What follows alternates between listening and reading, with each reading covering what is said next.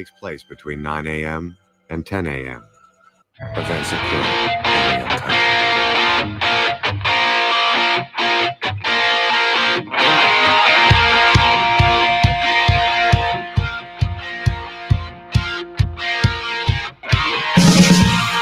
Good morning, everyone. Welcome. It's Super Bowl week. That's right. It's February the 7th. Ignore the text that you see on the screen if you're watching on Twitter or on YouTube. Actually, I haven't updated that yet. It says February the 6th. I assure you, it's really February the 7th, which means we're 6 days away from the Super Bowl. We've had several new coaching hires. We've had rumors about Aaron Rodgers' next destination. But you know what, John? You know where we're going to start today? We're going to start with Deflategate. That's right, John. You heard me. I didn't stumble. I didn't say the wrong word. I seriously mean what I say. We're going to start today's show, Monday of Super Bowl week, talking about Deflategate. Are you still there? Oh, I'm still here. I haven't hung up on you yet or disconnected. I guess it's better than talking about a game that no one seems to be excited about, right? Cincinnati and the Rams, although tickets are going for a very high price, and I'm sure the ratings will be good. And maybe as we get closer to Sunday, we'll be a little bit more excited about Cincinnati and the Rams in the Super Bowl. But, yeah, I mean, last week was Tom Brady retiring, Brian Flores' legal action against the NFL and more coaching positions being filled, and now last night it drops some interesting stuff about Deflategate, which is only 7 years ago, right? So why not? Let's bring that up, and let's bring up the 2004 presidential election. Let's go to Ohio to see who really won the Buckeye State. Was it George W. Bush or was it John Kerry? Well, and look, I mean, this isn't just a rehashing, unless, again, look, there's two sides of this. There's folks like myself who spent a unacceptable amount of time reading these things when it first came out, and everything involved in Deflategate 7 years ago, and remembering and going through and like, man, this is just something just doesn't add up, and you know, there's part of you that tries to, okay, let's separate the fan from the objective observer here, and I struggled at times because I was like, am I just being a fan? Am I just not wanting to see? But the more and more I tried to dive into it, it didn't add up, and then we get into, you know, all the rebutts, the rebuttals of it from Judge Berman in the Supreme Court to scientists to Eagles fans to this, that, and the other. And it's, you know, not only that, but it's like all the years prior and all the years since watching the NFL operate their quote unquote investigations, and not one of them. John, can you name a single investigation or whatever the NFL's under Roger Goodell that they put forth that has been what you would consider appropriate and come to the right conclusion? Like, is there a single one that you feel confident that the NFL did a good job? No, I mean, they constantly botch these things, Ian. Yeah. Whether it be CTE, whether it be the whole, remember the bullying? That was like a big story for about 4 months in Miami, yeah. Right? Richie Incognito, Yeah. That was a big story. It just seems like everything, even last week when Brian Flores comes out with his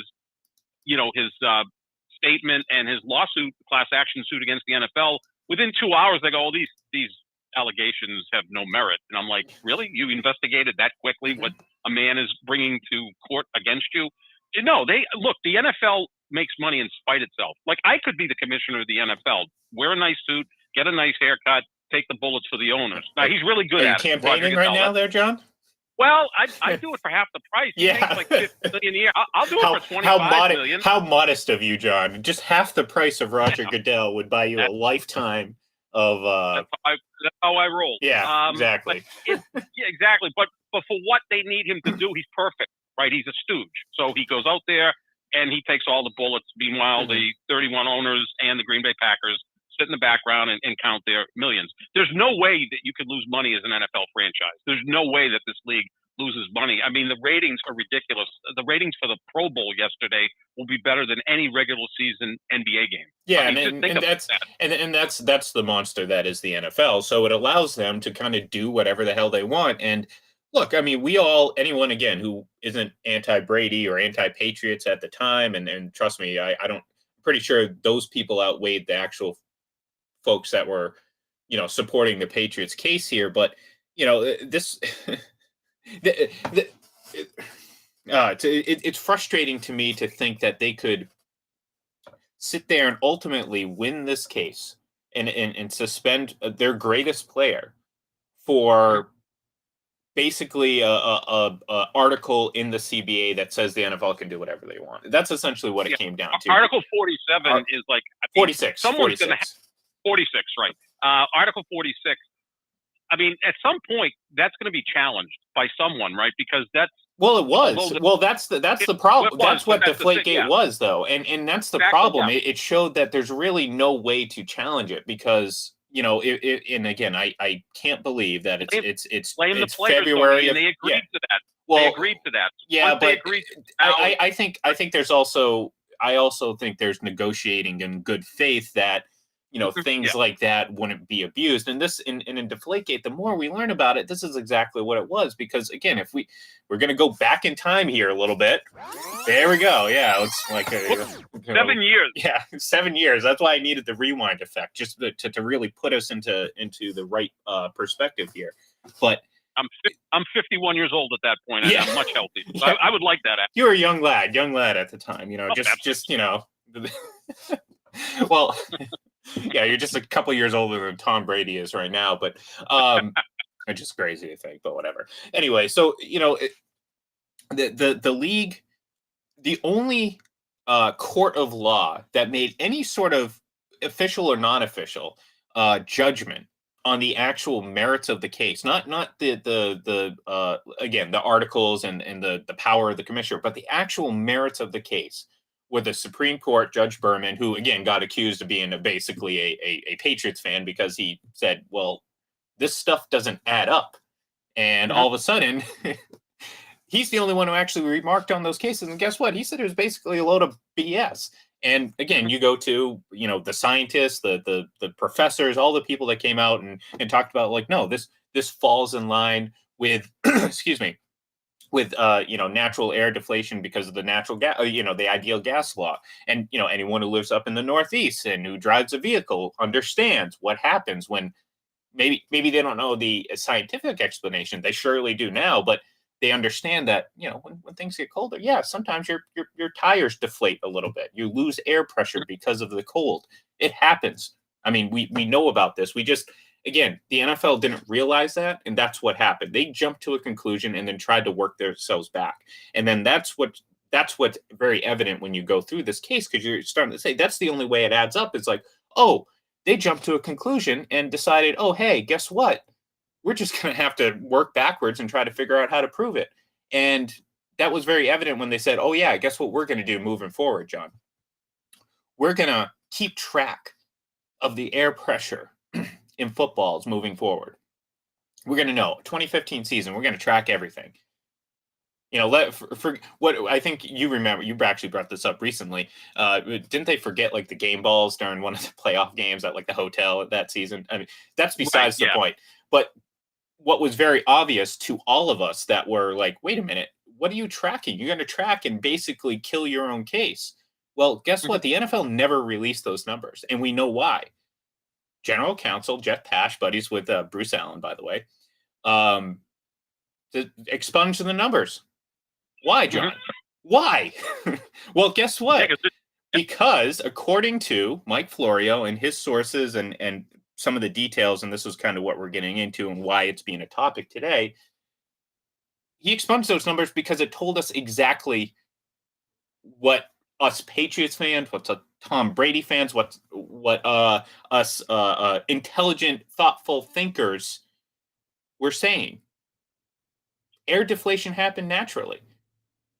And the NFL just didn't believe it. And guess what? When they saw that staring them right in the face, they had no other recourse other than to just get rid of the numbers and act like it would never happen.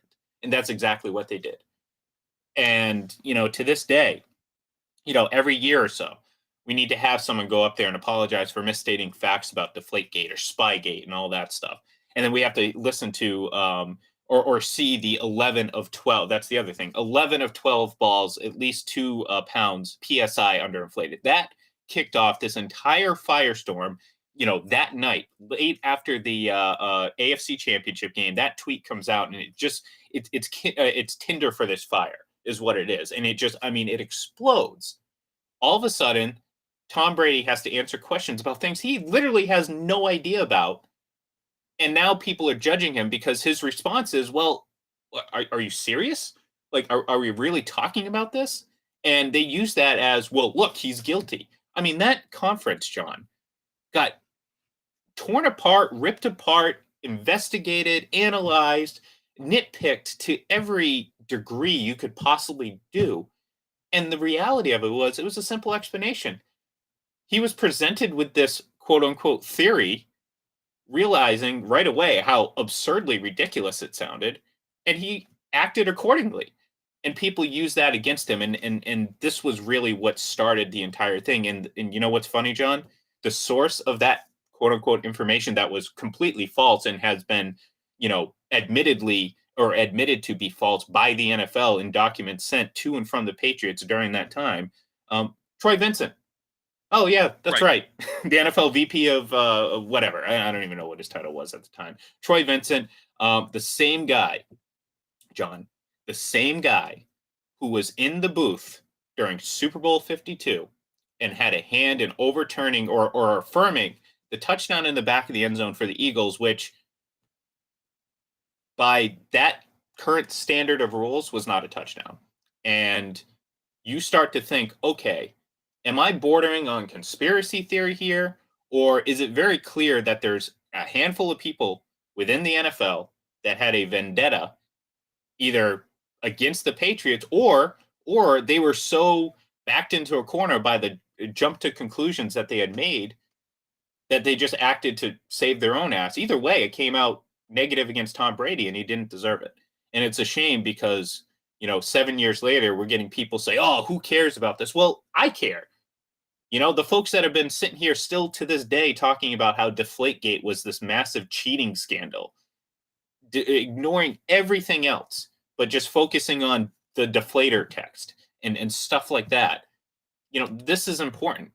You may be sick of it. I'm not talking about you. Well, you might be sick of it. I'm sure. Look, in a way, I'm sick of it. But to me, this is just It's unfortunate that again this entire thing happened. I mean, look, I'm a positive person, John. I like to be. I try to find the silver lining in everything, and the silver lining is that the result of all of this was perhaps, now looking back at it, in hindsight, and with the pleasure or displeasure of having to look at it in past tense now with Tom Brady's career, 2016 might have been my favorite Patriot season because, from the moment, Brady came back against the Browns in week 5, he just went on an absolute tear. I thought he was very clearly the best player that year. He didn't win the MVP, obviously, because he missed those 4 games. And, the thing that was used against him was, oh, well, you can't give a guy a MVP award because he was suspended. Well,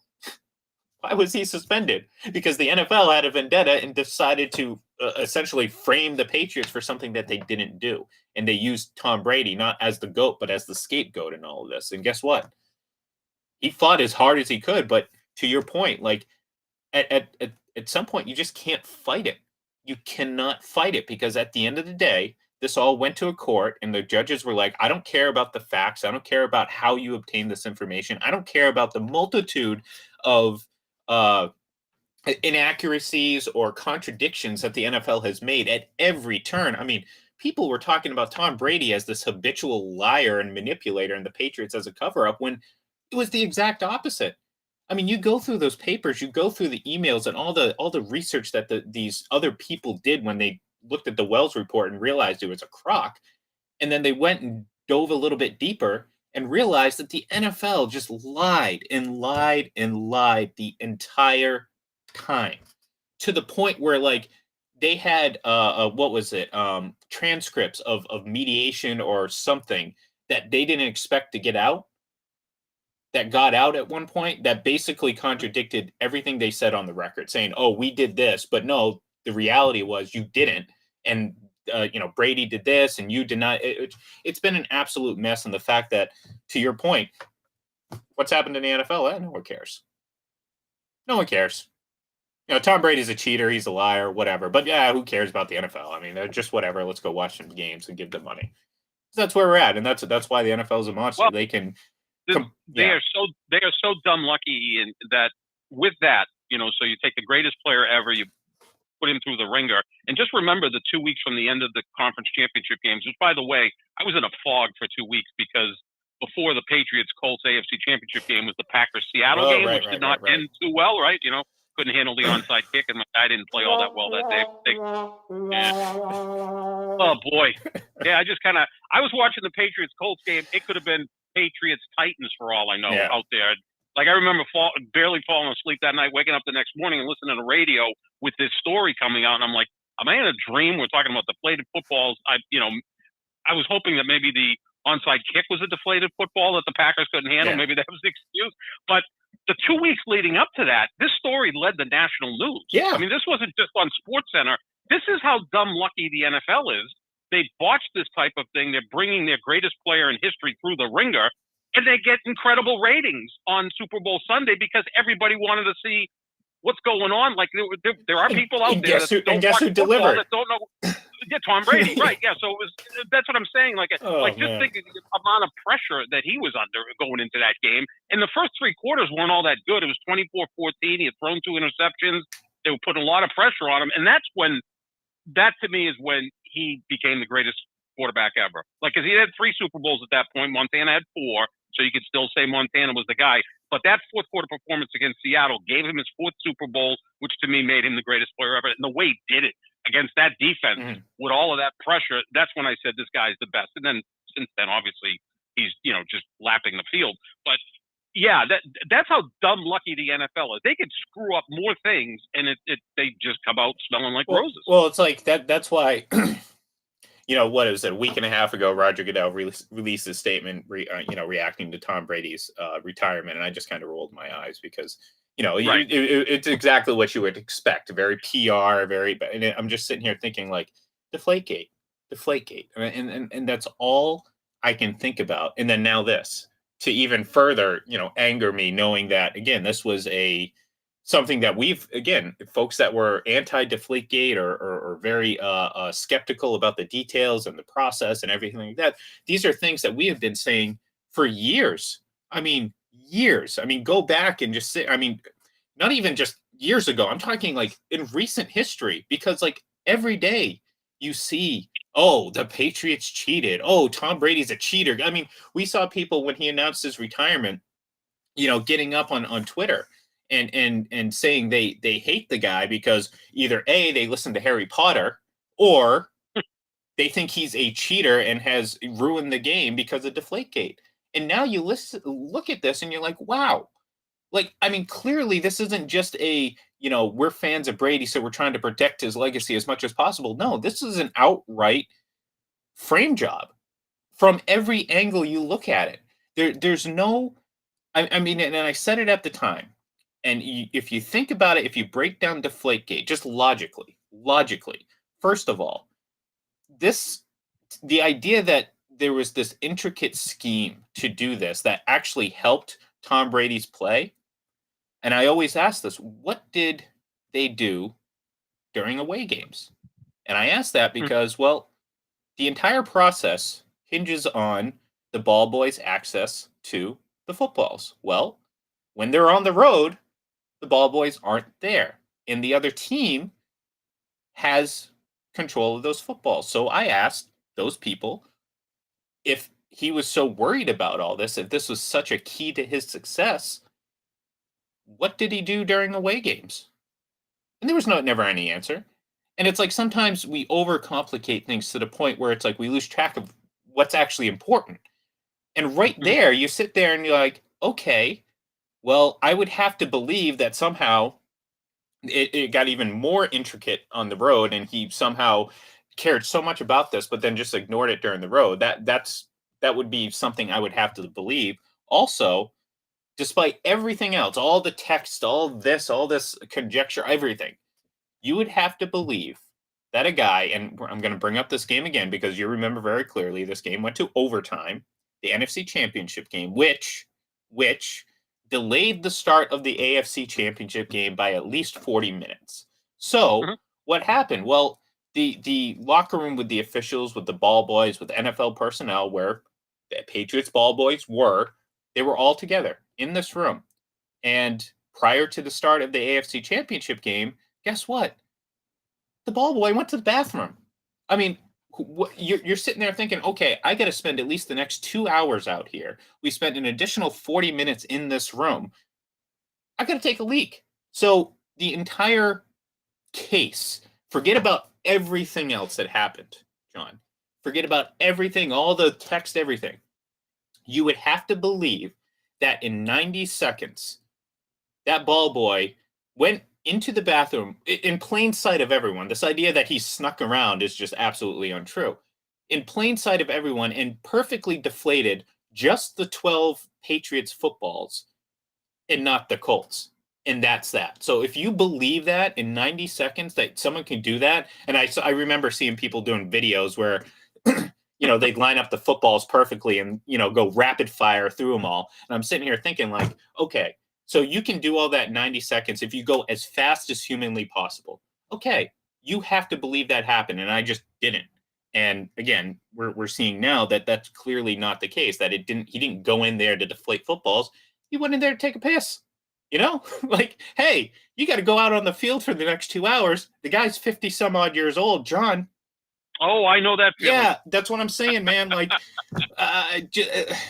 it never made sense early on. If you took off the the hatred for Brady, the hatred for the Patriots, and you looked at it objectively, you would have seen this. But unfortunately, people did not do that, and the NFL certainly did not do the Patriots or Brady any favors.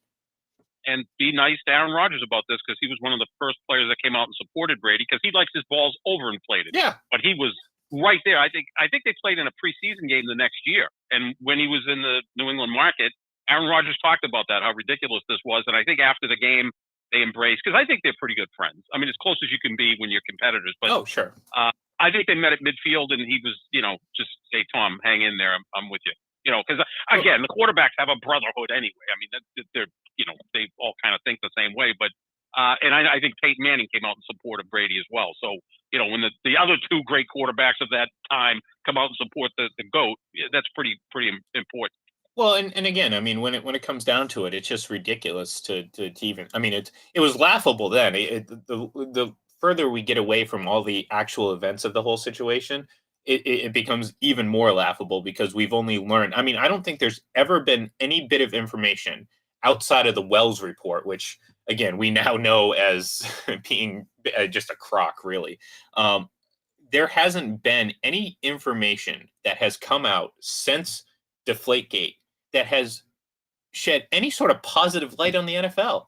Like, you would think at least something, what little bit of information would come out and say, oh no, the NFL actually did this right and blah, blah. No, John, no, nothing. Everything that, I mean, the Patriots put together a website that's still up, by the way, Wells Report and Context, that refutes just about every single thing using information from within the Wells Report itself, and just showing the just blatant contradiction and hypocrisy in a lot of cases. And still, people are just like, oh, I don't care. Tom Brady deflated the footballs. That's the only way we can explain why he's won so much. Forget about, the illogical nature of this whole process. If you were going to believe the NFL's case, Tom Brady deflated footballs. And I mean, part of me is happy that this information still continues to come out. And, again, like I said, most of it and all of it really has been positive towards Brady's case, but it still just irks me that we had to do this regardless. And that, there's still going to be people, regardless of what comes out, that are still going to sit there and believe that Tom Brady was this great cheat who ruined the game of football. And it doesn't sit right with me.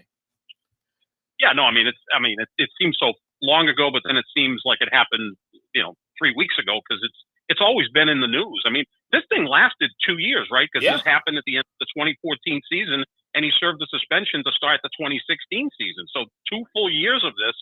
And, I remember, because I was working Herald Radio at the time, and we were constantly talking about it. And I was on a political show by then, Ian. I moved from sports to politics. in the middle of a presidential election, which is to me the most amazing presidential election ever in 2016, with the Republican primary and then Trump versus Hillary Clinton. I mean, that kept us busy enough. But anytime something happened with Deflategate, jump on it, because it was bigger than sports. It just had this intrigue for people. Mhm. And, at some point it just got like monotonous, and, at some point it became kind of, overkill. But yeah, here we are again today, 7 years later, and this story drops, and, it's good for the Brady camp, obviously, or people that just think, that particular way. I mean, come on. If anything happened since that point, he's played his best stretch of football. Yeah. Like the next 7 years, he won. Like immediately, that second half, he got better. Yeah, he played even better. Yeah, what was the final score? Was 45-7. Then he put 28 on the board against Seattle, and then I don't know. He showed up in the conference championship game every year, and then the Super Bowl. I mean, what more do you want from the guy? I mean, that's why. Look, there's always going to be someone that pushes back for whatever reason. And sometimes the obvious answer is the correct answer. The guy is the greatest football player ever. And I put out a poll last week that came pretty close. I put out like, who's the GOAT of the GOATs? Yeah. And I used obviously Brady in football. And for argument's sake, I just went with Jordan, Gretzky. Oh, is that you admitting that? No. Again, the key phrase there is for argument's sake, because if it was really me, it would be obviously Brady, but it would be LeBron, Lemieux, and Bonds. And it's kind of interesting. Bonds got the most support of the people I didn't put in there. Like I got so many interactions on Twitter of like, "Hey, Bonds is the greatest player ever." I'm like, "Yeah, I agree with you, but I'm just doing this for argument's sake." So, and I think Gretzky ended up winning barely over Jordan and Brady. It was a pretty close poll. Ruth was maybe I'll do this some other time with the guys who I think are the GOATs. Talk about the hatred I'll get on that one, especially LeBron over Jordan. Yeah. That always gets people, fired up. And not enough people follow hockey to really get into a discussion of Gretzky and Lemieux. Unless it's too down. Like I actually kind of thought that was funny, because I paid attention to some of the reaction to that. And I'm thinking to myself, I'm like, half the people that are talking about Gretzky probably don't even know much about his career, but hate Tom Brady so much that they can't admit that he's likely the greatest of them all, because like he does have not only the team success, the individual success, but he has the numbers. That's why it's right. It's funny when the common retort, or one of the responses you get a lot is like, well, does that mean Bill Russell is better? No, because that's not a accurate comparison. You're comparing a guy like, or the best. This is the one I love the most. It's like, oh, so Robert Horry's the GOAT. It's like, does Robert Horry lead in the entire NBA history in points scored? No, he doesn't. So like, he's not even in the Hall of Fame. Yeah, right, exactly. Like, I mean, actually, the winningest baseball player ever is Yogi Berra. He's got the most World Series titles. Is Yogi Berra. And look, Yogi Berra is a great player, but no one thinks he's the greatest player of all time. The one thing I'll say, Ian, is about the other three people that I put on that poll had a bigger impact in their sport in terms of the growth of the sport, right? Like, because I've said this, as great as Tom Brady is, the greatest football player ever, make a case he's the greatest team sport athlete in American team sports history. I will go on with that. But the NFL would probably be very similar today as it was 20 years ago, even if he had never shown up. Yeah, I can buy into Jordan really made. I mean, basketball became global because of Michael Jordan. Gretzky, and they started building rinks in Southern California, and then obviously Babe Ruth kind of saved the sport. So yeah, I think is more about the sport, even though he's the greatest ever, no debate. It's just that there's like I don't even know of any football player that's quite comparable to Jordan. Like, Jordan still sells more sneakers than anyone, and he hasn't played since 2003. Brady's actually had a pretty remarkable run of merchandise sales in terms of like his personal, I mean, obviously it helps when he moves to a new team, but even so, even those last few years of him being a Patriot, like he was even outselling Mahomes jerseys, which again, when you're, it just, sometimes it doesn't add up the amount of hate he gets. And then it's like, wait a minute. It's not just me that's buying multiple jerseys. Maybe there's multiple me's that are buying multiple jerseys that are helping. But no, but I was going to say, kind of to your point though about how the NFL could trip over its own feet and still fall like upwards. That's the nature of football. Like football is a machine, and it has been for quite some time. So Yeah, I mean, obviously Gretzky's going to have a big impact on hockey because, well, there was really no footprint of hockey in Mhm. California. Michael Jordan, again, basketball was transitioning from that 70s, 80s style of basketball, which was, you can speak to it. It was, a lot of people enjoy it, but at the same time, it probably wouldn't be, popular now. Agreed. You would think it, I mean, More the maybe the fit, '90s. The maybe, '90s was a slog. The yeah. '90s was tough to watch. That's why I always, Jordan, and everybody talks about we played in this tough era, but Jordan did enter the league in '84, Well, and you could see quickly Well, that he was I mean, mostly the pace of the game. I would say yes, is probably not on par with how sports are now. Obviously, a lot of no, things about yep, sports and entertainment now are like it has to be fast, it has to be quick, it has to be flashy. yep, Basketball back then wasn't. So all of a sudden, again, to your point, you bring in a guy like Michael Jordan who has a personality, who obviously was this incredible talent and delivered on the biggest stages, then all of a sudden, boom, it grows. And also the timing was right because, well, hmm guess what was coming into popularity? Sneakers and Nike, yep, which was obviously a company formed, and I know this, out in Oregon, back in the hmm day, and it was a former track coach who started it. But just the timing of it all. So Nike becomes a big thing in the '80s. All of a sudden, Michael Jordan comes around, signs this contract, and boom, there you go. TV, commercials, everything. Just the timing was great, so it was perfect. It was perfect for Michael Jordan in the NBA. The football has just been a machine because not only the structure of the game, from the actual X's and O's to the fact that they just play once a week, and hmm it gives the NFL this unmatched advantage in terms of promotion.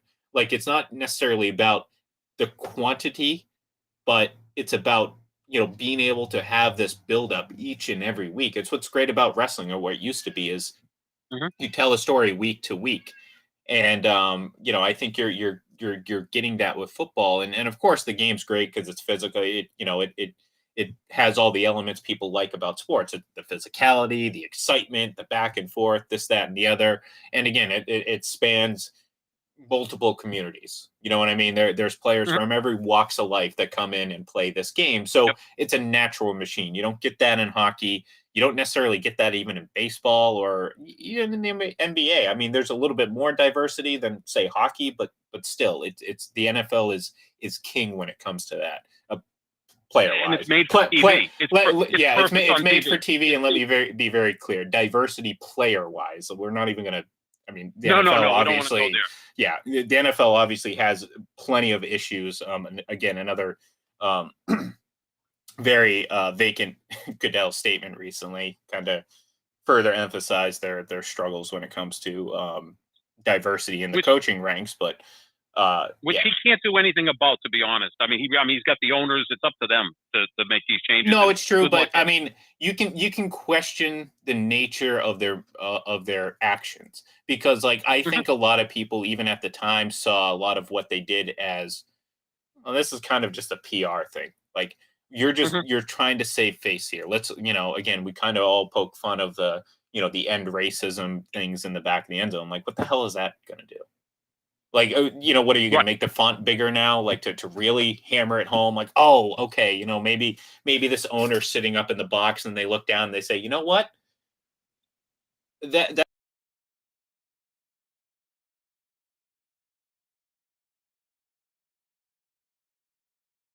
again, I question um, their honest efforts when it comes to the commitments that they've been making for the last 20 plus years. I mean, this isn't a new thing, John.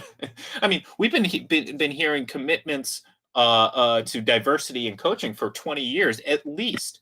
I mean, and that was just when the conversation started, and it should have started years prior to that. So, it's I don't know. I know Deflategate and what's going on now isn't really related, but it is related in the sense that it just kind of continues to show the true motives of the league office, and what their motives are. And it's really about not necessarily the integrity or anything like that. It's just about, well, is money coming in? Sure. Okay.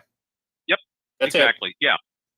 I mean, the Rooney Rule's been there since 2003. So you're right, Ian. It's been almost 20 years, and we're still in this situation now.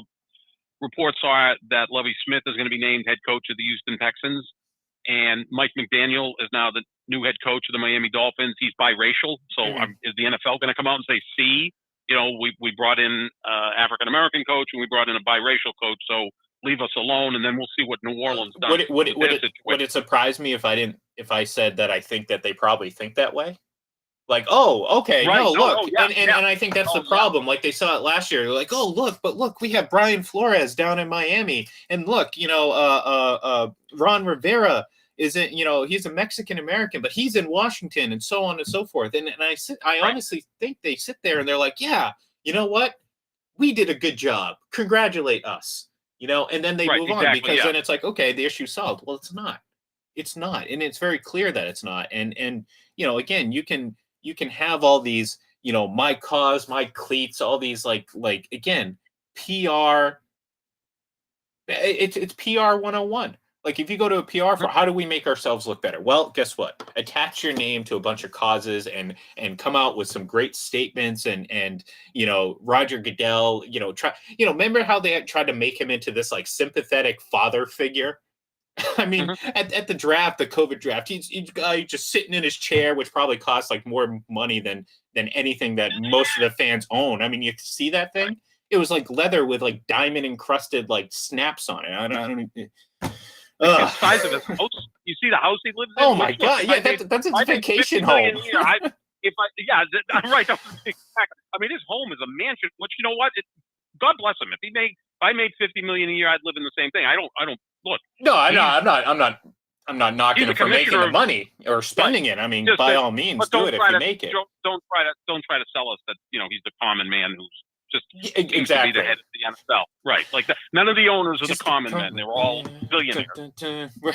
I'm thinking Dusty Rhodes now. He ain't no Dusty Rhodes. So, and I'm really angry that I do not have that song like teed up here. I'm very disappointed in myself. It's a great song. You got some work to do. Well, hey, look, I like I said, I've been meaning to kind of reorganize my my soundbite board.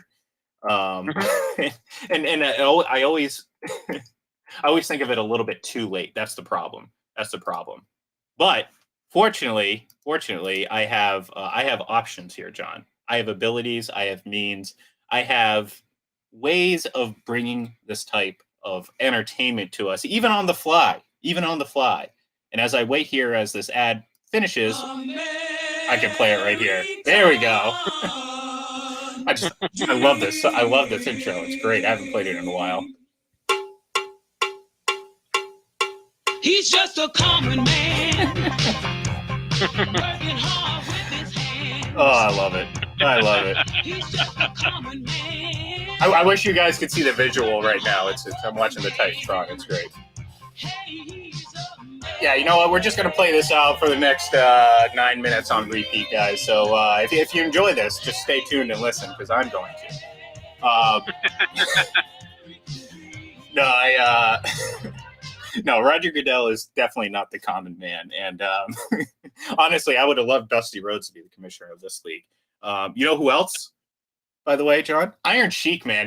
He gave the most ringing endorsement of Mac Jones I think I've seen all year, and I'm gonna print and frame that tweet, and I'm gonna send it actually to all the Mac detractors, because if you were on edge, if you were borderline Mac or not, you should be full in on Mac now that of course the Iron Sheik supports him and says he's not a jabroni, by the way. So not a jabroni. No. That's always a compliment. Yeah, that's good. So, so obviously, it's Monday. We have about 8 minutes left, and we have yet to mention the Super Bowl. Look, I'm kind of with you. I want to. The problem is, and people talk about how much they hate, Tom Brady or Patrick Mahomes or Aaron Rodgers and all this stuff, but when those guys are in the mix for these titles and Super Bowls and stuff like that, it adds a just different level of intrigue. I mean, I think there's a lot of intrigue to this matchup, no doubt about it. I think as a football fan, there's a lot to like about it. There are very easy people to root for in this game for sure, which does make it appealing. But there is a sense of there's something missing. Like obviously last year, I mean, Tom Brady with a new team, of course. I mean, I mean, people hate watch Tom Brady. You know what I mean? Like to a degree that almost rivals the amount of fans he has. So like they're tuning in, hoping that he loses, like almost as passionately as they want their own team to win. Sometimes more, because if you're a Lions fan, I don't think you can get this passionately about anything, because you know the end result is always going to be the same. But if you're a Lions fan who hates Tom Brady, well, guess what? This is the most invested you've been in a Super Bowl, maybe ever. Maybe ever. Right. Maybe except for, you know, when the Packers win the Super Bowl or whatever. So you don't have that this year. Yeah, maybe there's people that, you know, maybe they hate Matt Stafford or Colin Cowherd. Maybe he, you know, actually, no, he's an OBJ fan. Never mind. I was going to say maybe he hates OBJ, but pretty sure he likes him.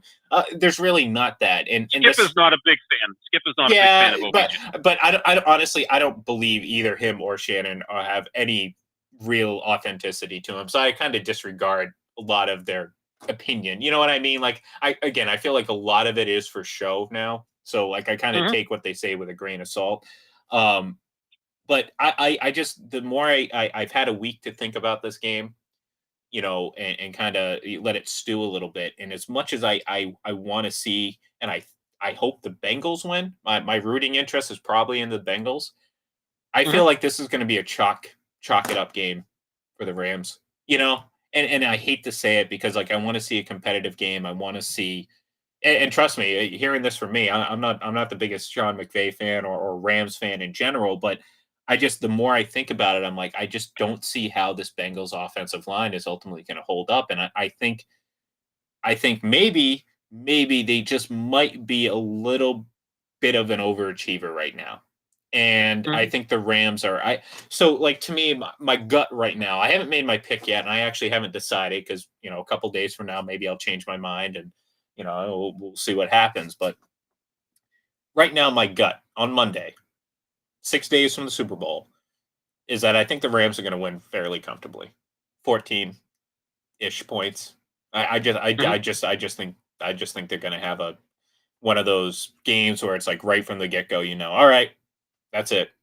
And unfortunately, I think that's going to lead to a fairly bit of a dud of a Super Bowl, to be honest with you.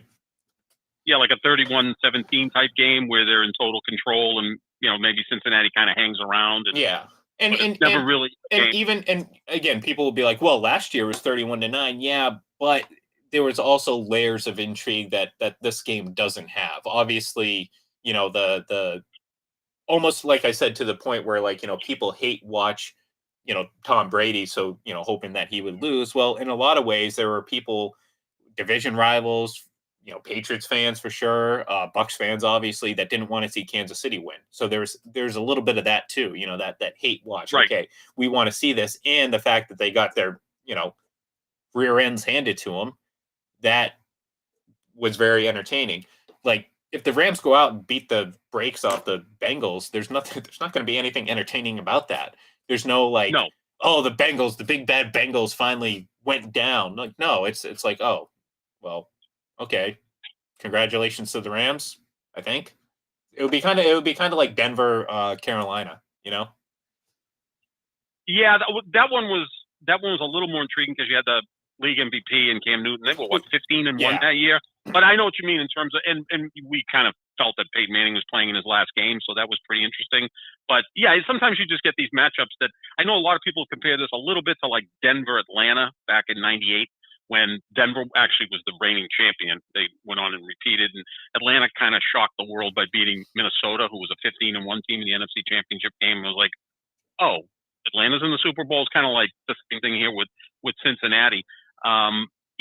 Look, I'm sure the networks would have preferred Brady, Rodgers to decide the NFC, and Mahomes, Allen to decide the AFC. That couldn't happen because they met in the divisional round. But, you know, probably the Rams at least have some sort of sexiness to them, obviously, because they've got the richest owner in the sport. They're playing at home. You know, the coach. We saw like more 49ers fans in Los Angeles last week. You know, it's amazing. They're not even the most popular team in their own city. Well, the Raiders are still the most popular team in LA. Well, I mean, this is for people here in LA. That's like a fact, not even an opinion. this is why I'm kind of, not worried, but like my hopes are a little bit low because like I hate. First of all, the thing that I hate about Los Angeles, or at least the sports scene around, is it's just the over obsessed nature of the celebrity. You know what I mean? Like, Yeah. you go to a game in Boston, you see Ben Affleck or Matt Damon, they're gonna get a crowd, and that's fine. Whatever. You do the same in LA, but the over the topness, like, how many crowd shots are we gonna see to like? I mean, I don't give a f about Drake. Like, I don't care that he's here wearing who knows what outfit he's wearing into what team he's supporting this time. I don't care. Like, I don't care what he's doing. I don't care that all these people. I mean, is there we talking about a common man? Is there a common fan going to be in that stadium? I doubt it. No, I doubt it because they're all going to cater to the celebrity crowd that, I mean, for the most part, couldn't care less. I mean, it's going to be what's his face showing up with an NFL hat on. I'm blanking on Rob Lowe. Yeah, thank you, Rob Lowe. Yeah. Rob Lowe. That's Duck great. Lowe. Maybe he's good. Maybe he's good friends with Roger Goodell. So in supporting with the NFL hat, it could be he's that non-committal. Yeah, we're going to see Leonardo DiCaprio or his what's his name? Oh my God. Christopher Russo. This is when you show. It's been a long show, Ian. Yeah. When Christopher Russo refers to him as Leonard DiCaprio. But, So Leonardo DiCaprio will be there, which I thought would have been fun if Brady was playing in the game because he dated Giselle before Brady hooked up with Giselle. So how about that would have been interesting. She's got good taste in men, I'd say, right? She picked, the best actor of his generation and the greatest quarterback ever. So good for Giselle. So in Cincinnati, I mean, who's the most famous Cincinnati Bengals fan? Like, I don't even, like, do we know?